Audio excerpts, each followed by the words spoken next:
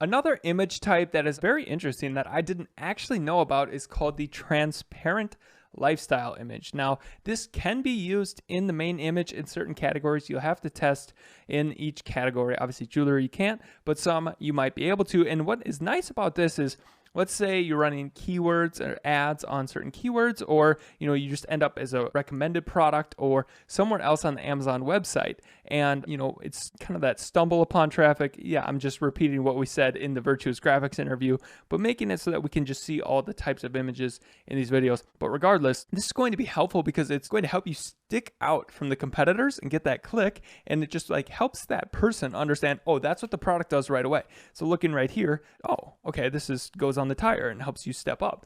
Okay, great. So definitely something to be used, and it's a tool in your toolkit, and best for those products that are hard to describe or they just don't look sexy or attractive when it's just a blank photo. So consider using this. I hope that this was helpful. So if you guys want to learn more about this type of image and Eric's analysis on it, you guys can go and check it out with the interview with him. And then Virtuous Graphics also does these types of images. And yeah, I'd never heard of this. So pretty cool. On to the next video.